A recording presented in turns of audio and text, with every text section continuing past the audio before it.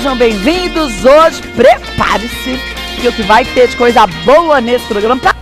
Hoje vamos falar, gente, sobre o excesso de pelos em mulheres. Vamos saber o que é o hirsutismo. Quem está com a gente, a doutora Rosália Padovani, que é endocrinologista, seja muito bem-vinda. Obrigada, boa tarde a todos, boa tarde, Kátia. É um prazer estar aqui hoje conversando com vocês sobre esse tema tão interessante, né, que é o hirsutismo. E muitas mulheres têm esse problema, mas nunca nem foram atrás de um diagnóstico, entendeu por que esse excesso de pelos acontece, né? Com certeza. Muitas vezes a pessoa fica incomodada, mas fica até com vergonha de procurar uma ajuda e saber realmente o que é. E muitas vezes é possível tratar, então é importante saber a causa, né? Agora, algumas etnias também já têm essa característica, né, das mulheres serem mais peludas. Exatamente. Né? Por exemplo, a população do Mediterrâneo, os italianos, os portugueses, esse é o chamado de hirsutismo idiopático, né? Existe uma sensibilidade maior do folículo ao hormônio. Então, acaba que algumas descendências, por exemplo, os portugueses, acabam tendo mais hirsutismo do que outros. Olha, vamos começar com o nosso mito e verdade, mas você pode, claro, também mandar suas perguntas, que assim a doutora Rosália já esclarece. Apesar que a gente tem um desenho, vamos começar com o desenho para a gente falar das áreas onde esses pelos podem acontecer. Então, começando daqui, pode acontecer no queixo, aparecer no queixo, no buço, né? Sim. Então, na verdade, o que é o hirsutismo? O hirsutismo é o aparecimento do pelo terminal na mulher em algumas áreas de distribuição masculina. Então, quando o nenê nasce, o feto nasce, ele é todo revestido por pelinhos. Esses pelinhos são fininhos, mas eles caem. E aí dão lugar a um pelo chamado pelo vellus. Esse pelo também é bem fininho. Algumas vezes o pelo vellus acaba se tornando o pelo terminal. E é esse pelo mais grosso, mais pigmentado, que às vezes incomoda a mulher, porque ele aparece normalmente nessas regiões, da face, do queixo, do mamilo, na região anterior do abdômen, na face interna da coxa e nas costas. Agora, em grande número, dependendo da situação da mulher, Sim, né? Na verdade, a quantidade e o tipo de pelo vai depender do paciente. Mas normalmente quando eles aparecem, eles incomodam porque eles são bem escuros e grossos. Vamos ver os nossos mitos e verdades para a gente entender por que esses pelos aparecem. Olha, mais do que um problema estético, o hirsutismo pode ser a manifestação de uma doença. Verdade. Verdade. Isso é verdade e é muito importante saber a causa do hirsutismo.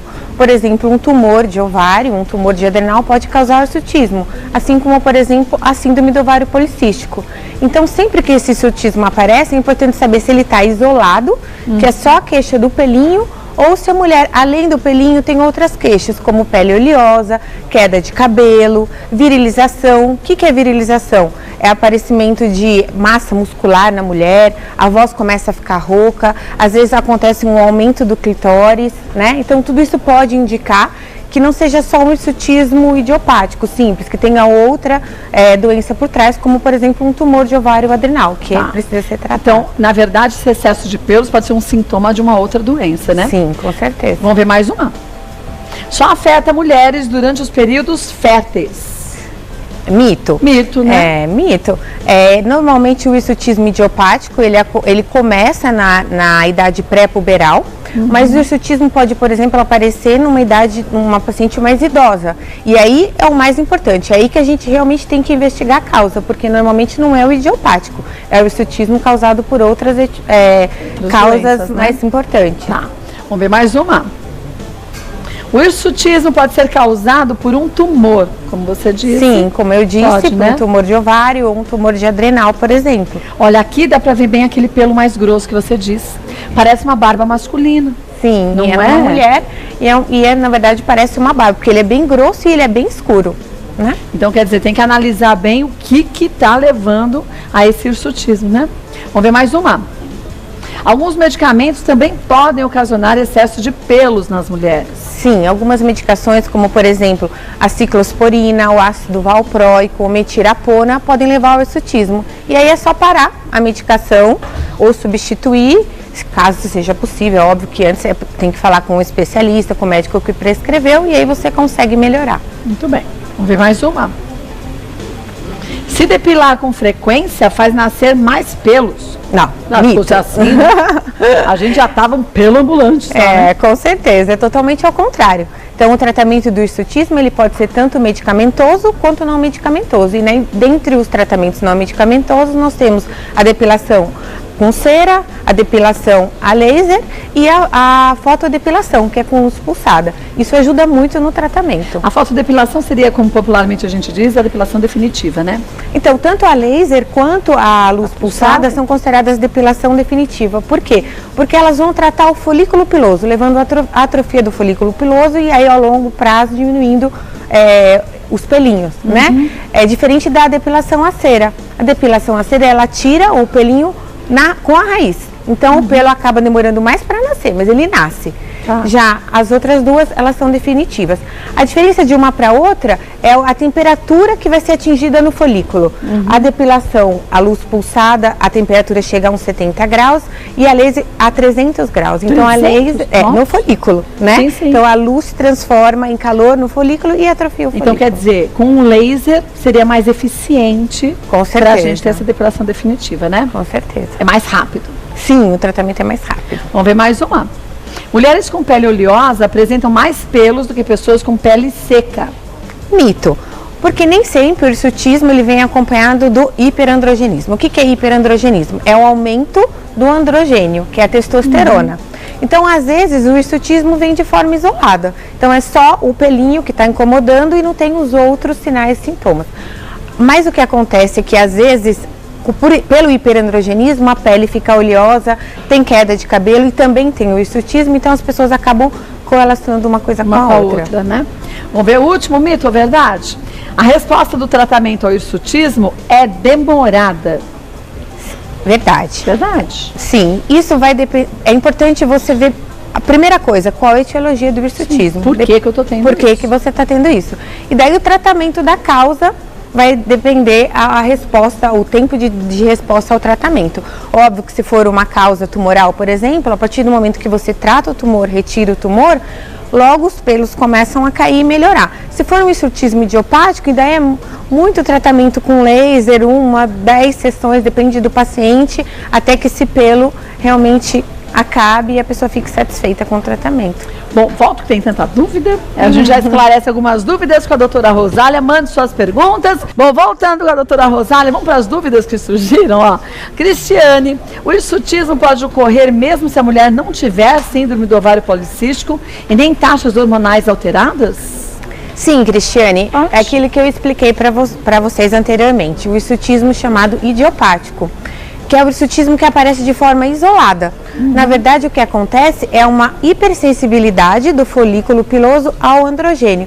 Então, não tem muito androgênio, não tem muita testosterona, mas ainda assim o seu folículo ele tem uma hipersensibilidade e você acaba desenvolvendo o hirsutismo. No ovário policístico, esse hirsutismo vem acompanhado de outros sinais, como, por exemplo, ciclos irregulares, acne, principalmente obesidade, queda de cabelo. E o isolado não, vem só a queixinha dos pelos. Tá. Vamos ver mais uma. Daniela, desde a adolescência tenho muitos pelos pelo corpo, mas nunca fiz um tratamento específico. Hoje estou com 35 anos e por ter hipertensão, meu médico disse que não devo tomar anticoncepcional. No meu caso, qual seria a outra opção de tratamento para o hirsutismo? Bom, Daniela, antes de mais nada é importante saber a causa do seu hirsutismo. Eu não sei se você tem sobrepeso ou obesidade, mas como você me disse que tem hipertensão, a gente pode pensar na síndrome do ovário policístico, por exemplo. Acontece que, apesar de o anticoncepcional ser o tratamento de primeira linha, de primeira escolha para o hirsutismo causado pelo ovário policístico, como você é hipertensa, você tem contraindicação.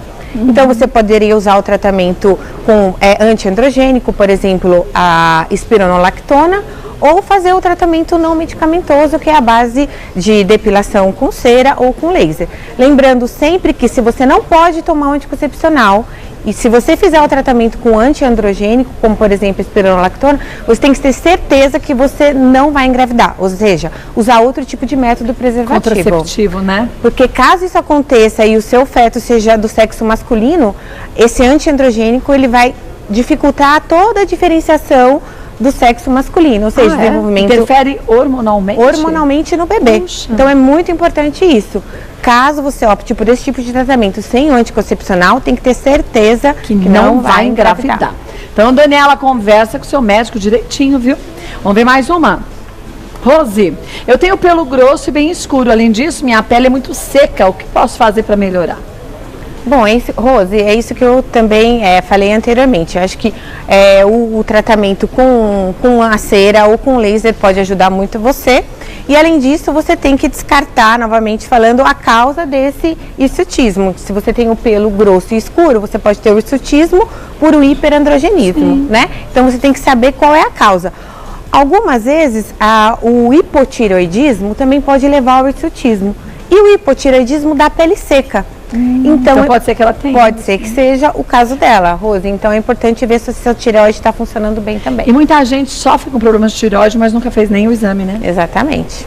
E aí a gente percebe o quanto que isso é terrível, porque vai lesando algumas partes do corpo sem que a gente nem tenha noção do que está acontecendo. É verdade, porque às vezes o pelinho que está incomodando e quando você vai ver, o problema é da tireoide. Pois é. Então, Rose, por isso que é importante anualmente a gente fazer os nossos exames todos. Estamos no mês de outubro rosa, a gente fala em mamografia, tão importante, mas é para conscientizar de mamografia? Mas para se conscientizar de cuidar do corpo e da saúde de uma forma geral, globalizada, pegar um mês. Eu escolhi o mês de março, eu tenho de março até abril. De abril não pode passar. Eu tenho que fazer o meu check-up e é o que cada um tem que escolher um mês para fazer também, não é? Com certeza, um tempinho para se dedicar a si mesmo, né? O que a gente tem de mais precioso é a saúde. Se a gente não cuida dela, vai cuidar de quê? Não é? Verdade. Vamos ver mais uma? Maria José, caso o hirsutismo não seja tratado, ele pode ocasionar algo mais sério?